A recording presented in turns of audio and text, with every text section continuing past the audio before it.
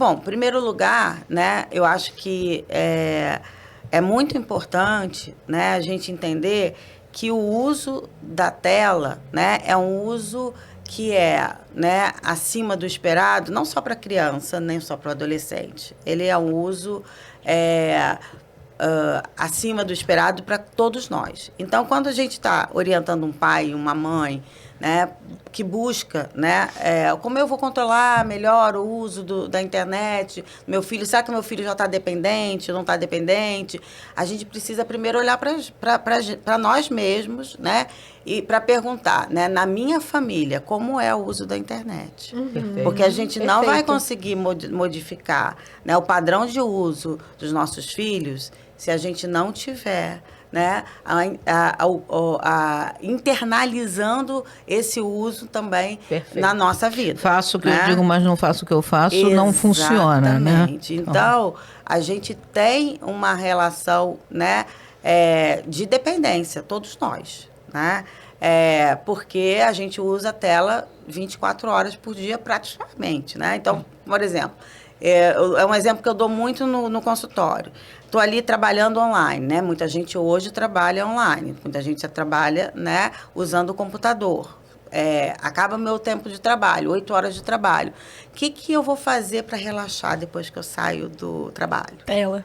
Eu pego o celular e vou, né, fazer o scrolling ali de várias coisas, né, naquele uso, né, contínuo ali da tela, buscando informações que não são informações aprofundadas, que são informações, né, superficiais, uma atrás da outra, e o meu cérebro continua naquele movimento, né? Então, a sua pergunta é uma pergunta que é difícil da gente hoje, né, dizer que a gente consegue ter um uso saudável. A gente não consegue ter um uso saudável. A gente precisa mediar o uso da tela para todos os membros da família.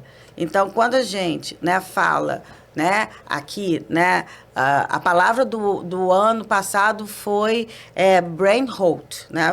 Não sei se vocês já ouviram falar sobre esse termo. O que é isso? Me perdoe o termo, né? O apodrecimento. Mas né? é literalmente isso, a tradução, exatamente. Né? A tradução literal é essa, né?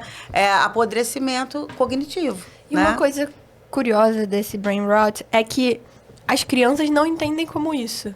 Exatamente. Eu achei isso tão curioso. As crianças no consultório acham que brain rot são aqueles memes de inteligência artificial que surgiram. Eles chamam isso de brain rot. E aí, elas vêm pra mim, tia, você conhece o brain rot? E aí eu fico assim, o que você conhece que é isso, né? Porque pra gente é uma coisa diferente. É a gente entender esse apodrecimento cerebral de conteúdo que não tem conteúdo verdadeiro, que não desenvolve nada pro cérebro, né? Mas as crianças estão entendendo o que é isso. Então, olha que curioso também isso, né?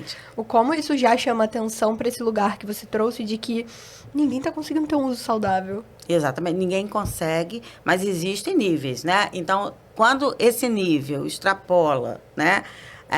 Aquele uso em que você pode parar de utilizar a tela e fazer uma outra coisa tranquilamente, você está num uso, né, que não é saudável porque a gente vive num mundo hiperconectado, mas é um uso que você tem um controle. Que está sob seu controle ainda, né? Exatamente. Mas quando você não consegue ficar desconectado, quando aquela criança abre mão de descer para jogar futebol com os colegas do condomínio. De ir na festinha do amigo. Exatamente. Quando aquele adolescente fica extremamente irritado porque tem que parar de usar a tela, né? Quando os pais precisam quebrar, né? A gente sabe, no consultório a gente vê muitos casos. Eu tive que quebrar, eu tive que esconder o cabo, eu tive que levar o controle remoto comigo para o trabalho.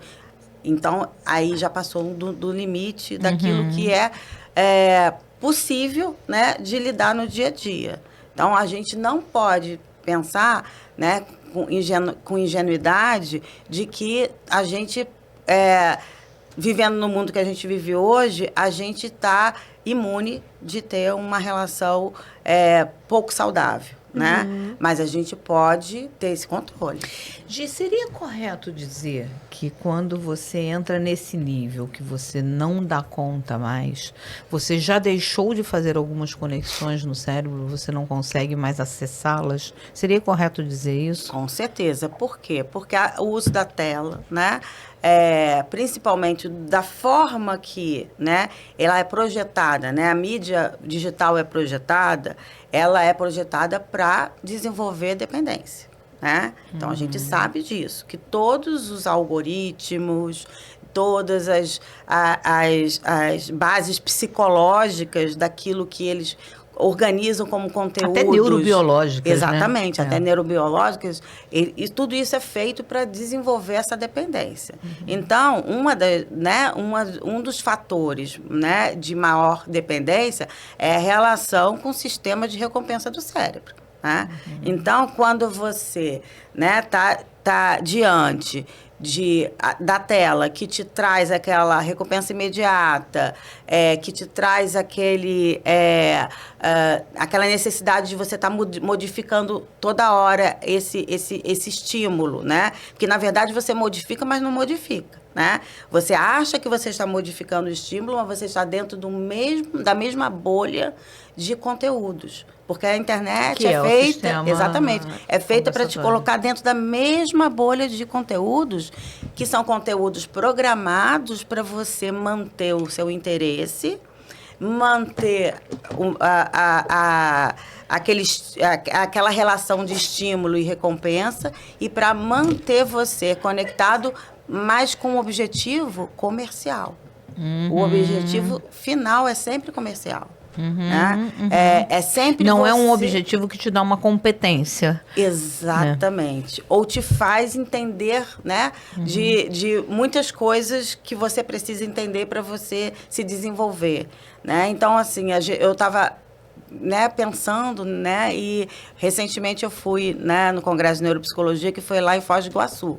Então, a gente foi visitar as cataratas, né, e aí eu comecei a observar as pessoas muito mais preocupadas em fazer vídeos, tirar fotos com celular, de fazer, né, uma transmissão ao vivo daquela experiência, do que parar e contemplar aquela beleza,